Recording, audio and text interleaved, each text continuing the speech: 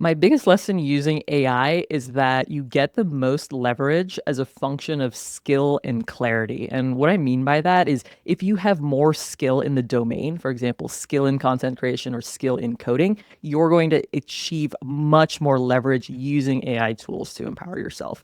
The second piece of that equation, though, is clarity, knowing what it is you're actually trying to do and being able to articulate that to Cloud Code. When you start using AI tools quickly, you realize like how much context you're missing in your own instructions. And as you get better at providing that context, providing that clarity to AI, you're going to get 10x better results. I use AI everywhere that I can, but I first focus on doing things manually with lots of trial and error and chaos. Once I find something that works well, then I think about, okay, with AI, how can I improve this process and streamline this process to take myself out of it? But don't forget the beginning when you're experimenting, you're trying lots of different things, the human creative element. You can use AI as a co-pilot in that context as well. And then when you figure out what works, double down and streamline it by combining AI and automation. So for someone absolutely starting brand new with AI, open YouTube and just type AI tutorial and click on the one that legitimately interests you.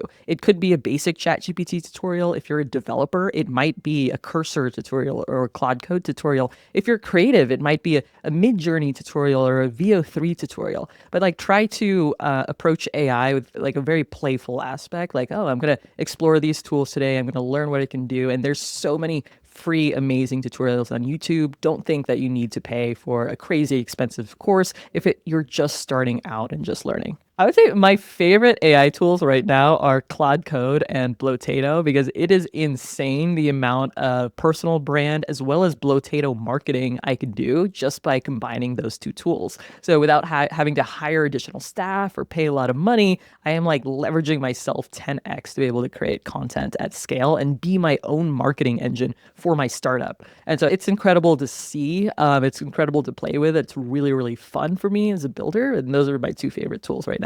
It's really incredible what AI can do today, but it still needs a ton of human supervision. I think people forget that when they see a lot of hype headlines or clickbait that says, hey, I replaced my entire marketing team with 20 agents. I can tell you as a business owner that is using AI everywhere I can, it's not that straightforward. It takes massive amounts of work to actually make an agent that performs well. For example, I have an AI agent for customer support. It's live 24/7. It's handling anywhere from 150 to 250 tickets per day. But I spend a ton of time making sure its knowledge base is up to date, making sure the responses it gives are appropriate, making sure it has the right tooling, access to my billing system, access to the customer information it needs to debug the customer's issue. It takes a lot of work to build even one agentic system that works reliably in production. So while I'm very bullish on AI, I don't want people to think it's like easy, like you just turn it on and boom, it just does everything for you. I think those types of things are misleading.